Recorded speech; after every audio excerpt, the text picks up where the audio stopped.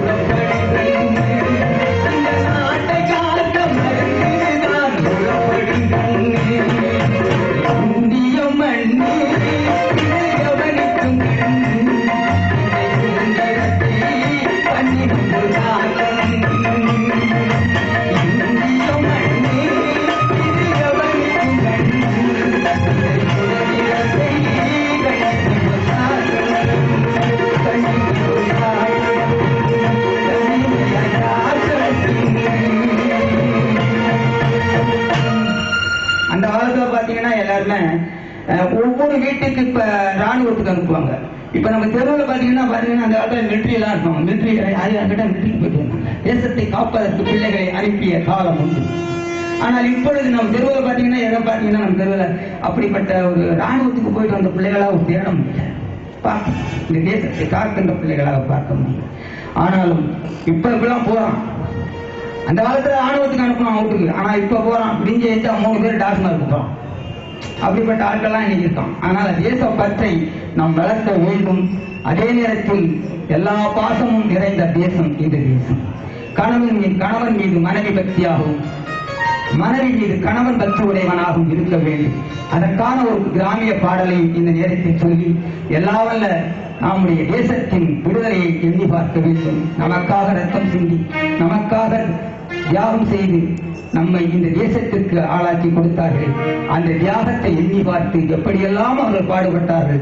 அப்படிப்பட்ட அந்த தேசத்தை நாம் எவ்வாறு காக்க வேண்டும் என்பதற்கு நமக்கு கொடுத்த சிலாக்கியம் இருக்கிறதே, அதுதான் ஓட்டுரிமை. ஒரு காலத்தில் பணக்காரர்களுக்கு இருந்த ஓட்டுரிமையை இந்த மக்களை ஆள வேண்டும் என்பதற்காக நமக்கு அந்த ஓட்டுரிமையை நமக்கு கொடுத்திருக்கிறார்கள்.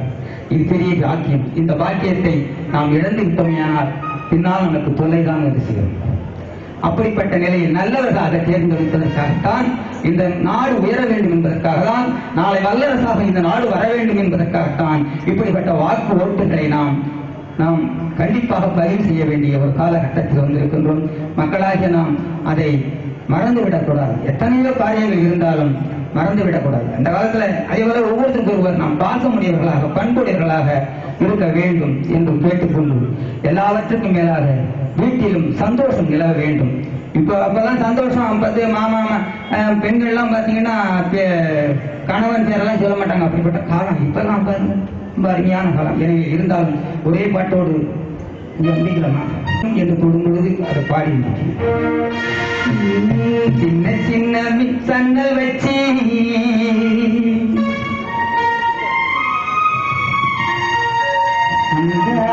வீடு கட்டி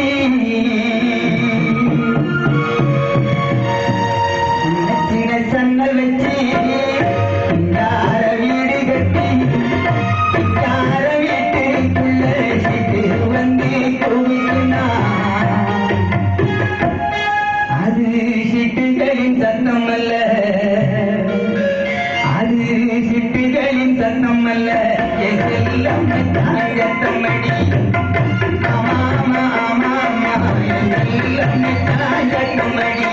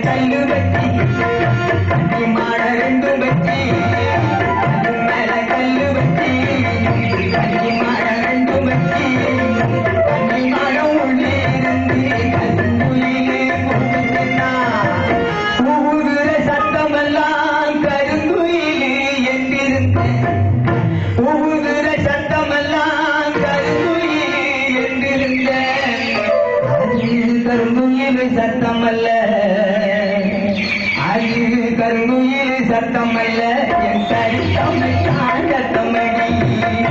ஆமா ஆமா என் கருத்தமை சத்தமடி.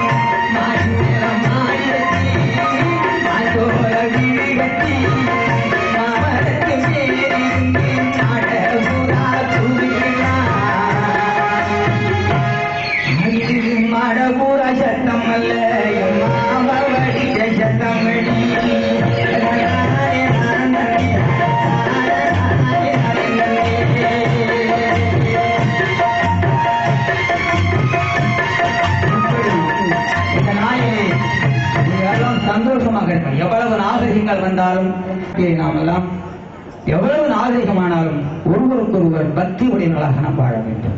கணவன் மனைவியை பக்தி செய்ய வேண்டும், மனைவி கணவனை பக்தி செய்து வாழ்ந்தால் அந்த வாழ்க்கை சிறப்புடையதாக இருக்க வேண்டும். அதே நேரத்திலே இந்த தேசத்தை நாம் எவ்வளவு பிரச்சனைகள் இருந்தாலும் இருவேறும் கலந்து இந்த தேசத்திற்கு நம் வருங்கால சந்ததிக்கு வாக்குச்சீட்டு மிக முக்கியம். நாம் விட்டு செல்வது அது ஒன்றுதான். எவ்வளவு பெரிய சொத்து வச்சிருந்தாலும் வீட்டுல நல்ல கணவன் இல்லைன்னா குடும்பம் என்ன ஆகும்? அது போல இந்த நாடு சரியான வாக்காளர் என்று கூறி நல்ல இந்த வாய்ப்பை எங்களுக்கு அளித்தமைக்கு நன்றி கூறி விடைபெறுவோம். தில்லை பன்னீர் அவர்களே, உங்களுடைய இனிய குரலை மறக்க முடியுமா? ஆனால் நம்முடைய மாவட்ட ஆட்சியர் அனைத்து புரோகிராம்களையும் பார்க்க வேண்டும் என்று எண்ணுகிறார். அதனால் வில்லுப்பாட்டு சகோதரிகளே, உங்கள் பாடலும் இங்கு கவர்ந்தது. அதனால் உங்களுக்கு சற்று இடைவேளை கொடுக்கப்பட்டுள்ளதை ஒழிய நீங்கள் முடித்து விடவில்லை. கீழே இறங்கலாம், பின்னரும் அழைக்கப்படுவீர்கள். வேதாரண்யம் கலைக்குழு நடத்துகின்ற நாடகம் கரை பாரதம் பல கோடி ஆண்டுகளின் பட்டகம், உலகுக்கே நாகரிகம் போதித்த நாளந்தா தன் நீண்ட நெடும் பயணத்தின் ஒரு முடிவில் மக்களாட்சி முறையை மடியிலிட்டு நடைமுறை சோதனை நடத்தி வருகிறது. அதனுள் சறுக்கல்களும் வழுக்கல்களும் இல்லாதிருக்க முடியாது. முள்ளை முள்ளால் எடு என்பது போல அதில் நேரும் கரைகளை நீக்கிட ஒவ்வொரு மனிதனும் ஏந்த வேண்டிய ஆயுதம் தன் கைவிரலில் ஒரு கரை.